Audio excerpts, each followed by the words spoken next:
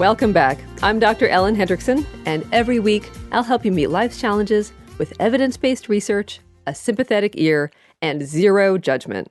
We'll use the best of psychology to help you be happy, healthy, and most importantly, yourself. We all have a horror story about being late, arriving at a wedding just as the bride and groom are running off in a shower of birdseed, or picking up your panicked child at an otherwise empty field after baseball practice. Being late even shows up in our nightmares. Who hasn't woken up in a sweat from a late for a final exam dream? Now, savvy psychologist listener Joaquin Garzaro of Guatemala City emailed me for tips to improve his punctuality, and I know that he is not alone. So, before you're late for your next very important date, consider these 10 tips for being right on time. Tip number 1, re-estimate how much time you think things will take. Call it sunny optimism or delusional thinking, but many of us underestimate how long tasks will take. So try taking your original estimate and add at least 25 to 50% more time. The bigger the task or the longer the travel time, the more wiggle room you have to build in. For example, I found out the hard way that writing a grant takes anywhere from 3 to 8 times as long as I originally planned. So estimate your own tasks, small or gargantuan, accordingly. Tip number 2, account for transition activities like traffic, getting kids out of the house, you have to poo now, and the big 1-2 punch, parking and walking. These are the mundane tasks that stealthily and consistently throw off our estimates. Too often we look up the drive time on Google Maps and take their estimate as gold. Instead, consider bookending that estimate with extra time to find your kid's other shoe and feed the parking meter. It seems obvious, but it's not. Try it and watch your life change. Tip number 3, beware one more thing. Now, this also falls under the optimism umbrella, but it deserves its own tip. Oftentimes, we'll try to squeeze in just one more thing, get gas, check email, which inevitably makes us late. So a college friend once said he had to do just one thing before a road trip. I envisioned a trip to the ATM or the mailbox, but then he proceeded to replace his exhaust system by himself with an acetylene torch from the art department. And even though we know better, we always think that last errand will magically take no time at all. So make like Jacques the Shrimp in Finding Nemo and tell yourself, I shall resist. Tip number 4, beware, I'll just do everything else faster. Now, we might be tempted to press the snooze alarm or squeeze in one last task, rationalizing we'll just speed up the rest of our morning or our workday. But it never works. All it does is make us frantic and, of course, late. So get up on time. Now, this might require a major shift of evening habits to allow you to go to bed earlier, but that's another podcast in and of itself. Regardless, don't try to compensate by doing everything else in fast forward. Tip number 5, rethink your semantics. So instead of thinking we have to be at the recital at 5, think the curtain goes up at 5. There's a big difference between being in your seat, program in hand, versus having technically arrived, but still cruising around looking for parking at the appointed hour.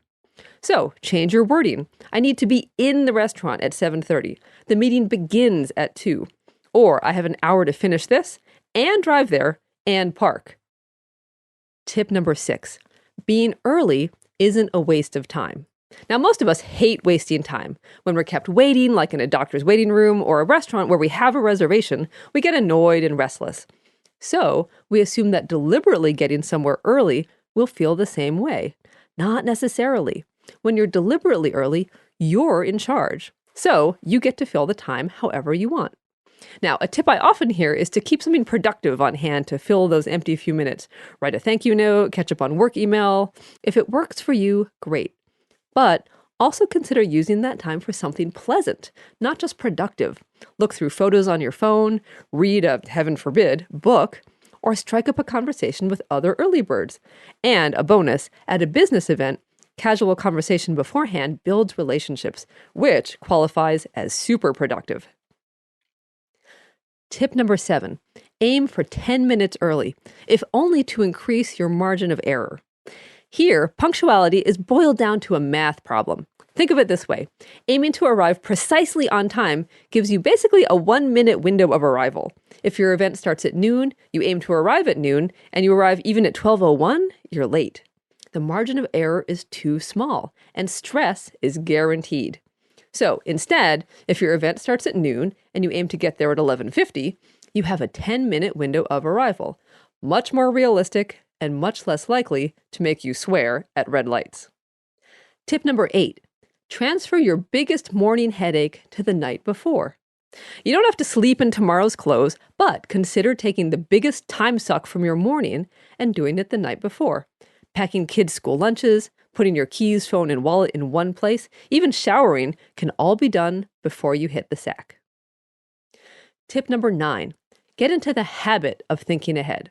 So most of the tips that you found here or elsewhere are based on the premise that we think ahead about our tasks. For example, do X early, estimate Y more accurately.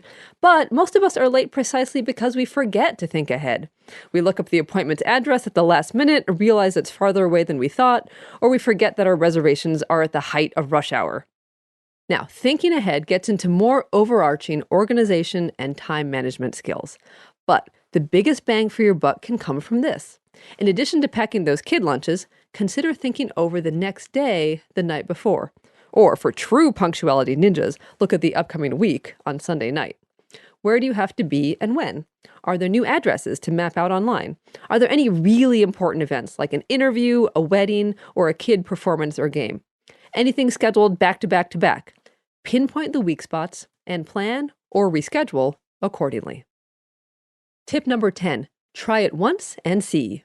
If you're chronically late, pick one upcoming event for which you will be on time. Then do it upright. Plan ahead, account for all transitions, leave early, and aim to be the first one there. Then observe the process of everyone else's arrival. Notice how you feel calm instead of frantic, that you don't have to feel guilty. And most importantly, notice how you feel when others arrive late.